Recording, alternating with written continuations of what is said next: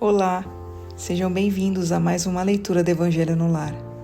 Eu sou Camila Sanches, a sua corretora de lares. Por favor, separe um copo de água para cada pessoa que desejar receber a água fluidificada. E se você tiver algum animal de estimação, faça a limpeza das vasilhas e coloque água nova. Vamos iniciar com a oração de abertura.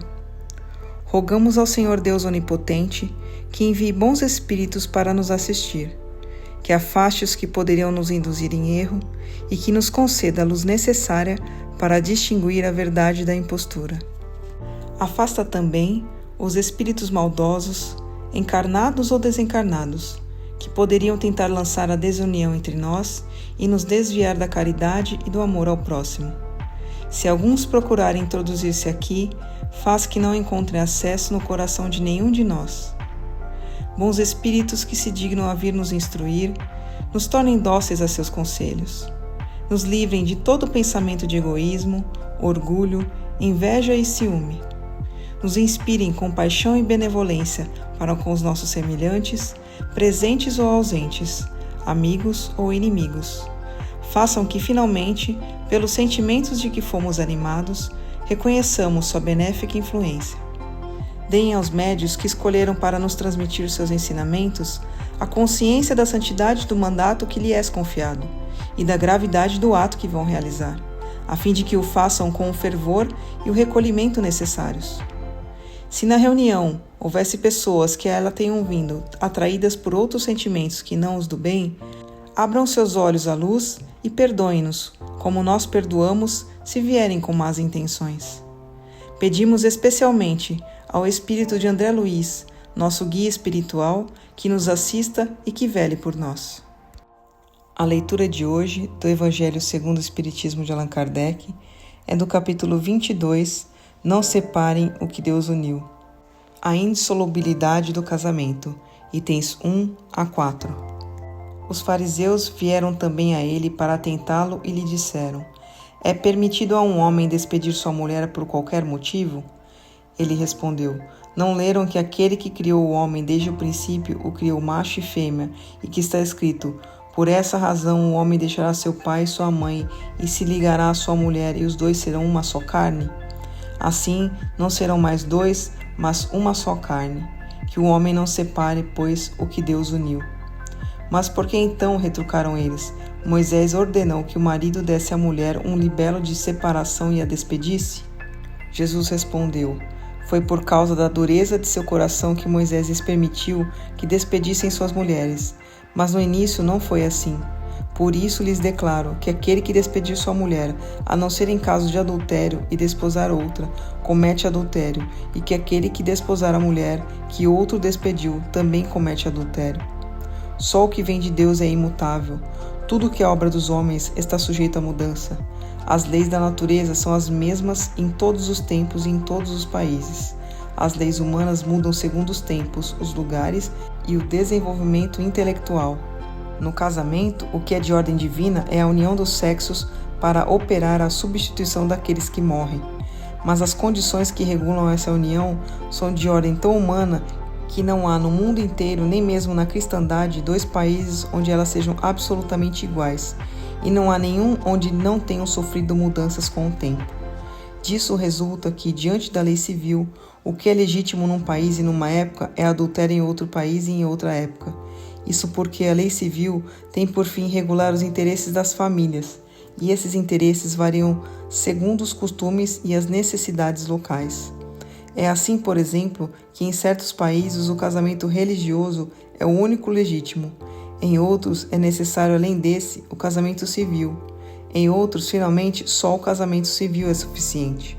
Mas na união dos sexos, ao lado da lei divina material, comum a todos os seres vivos, há outra lei divina, imutável como todas as leis de Deus, exclusivamente moral.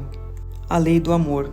Deus quis que os seres se unissem não só pelos laços da carne, mas também por aqueles da alma, a fim de que a afeição mútua dos esposos fosse transmitida aos filhos, e que fossem dois em vez de um, a amá-los, a cuidar deles e a fazê-los progredir. Nas condições normais do casamento, a lei do amor é levada em conta? De modo algum. O que se consulta não é a afeição de dois seres que em mútuo sentimento atraem um para o outro, porque na maioria das vezes essa afeição é rompida. O que se procura não é a satisfação do coração, mas do orgulho, da vaidade, da cobiça, numa palavra, de todos os interesses materiais. Quando tudo anda bem segundo esses interesses, se diz que o casamento é de conveniência, e quando as bolsas estão bem repletas, se diz que os esposos o são igualmente e devem estar muito felizes. Mas nem a lei civil, nem os compromissos que ela faz contrair podem suprir a lei do amor, se esta não presidir a união. Disso resulta que muitas vezes o que foi unido pela força se separa por si mesmo, que o juramento que foi pronunciado ao pé do altar se torna um perjúrio se for proferido como uma fórmula banal. Daí as uniões infelizes que acabam se tornando criminosas. Dupla desgraça que se evitaria se nas condições do matrimônio não se subtraísse a única que o sanciona aos olhos de Deus, a lei do amor. Quando Deus disse, não serão senão uma só carne, e quando Jesus disse, não separem o que Deus uniu. Isso deve ser entendido da união segundo a lei imutável de Deus e não segundo a lei imutável dos homens. A lei civil é então supérflua e deve-se voltar aos casamentos segundo a natureza? Não, certamente. A lei civil tem por fim regular as relações sociais e os interesses das famílias, segundo as exigências da civilização. Por isso é útil, necessária, mas variável. Deve ser previdente, porque o homem civilizado não pode viver como selvagem, mas nada, absolutamente nada se opõe a que ela seja um corolário da lei de Deus. Os obstáculos ao cumprimento da lei divina vêm dos preconceitos e não da lei civil. Esses preconceitos, embora ainda vivos, já perderam muito de seu predomínio entre os povos esclarecidos. Desaparecerão com o progresso moral que abrirá finalmente os olhos dos homens para os inúmeros males, para as faltas, mesmo os crimes que decorrem das uniões contraídas em vista unicamente dos interesses materiais. E um dia se perguntará se é mais humano, mais caridoso, mais moral ligar-se indissoluvelmente um ao outro, seres que não podem viver juntos, ou restituir-lhes a liberdade, se a perspectiva de um laço indissolúvel não aumenta o número de uniões irregulares. Palavra dos Espíritos, graças a Deus. Mas antes de iniciarmos a oração de encerramento, eu quero pedir a você, que ainda não é inscrito em nosso canal, por favor, se inscreva agora. Clique no botão inscrever-se aqui abaixo do vídeo. Aproveita para ativar o sininho das notificações e receber todos os nossos vídeos.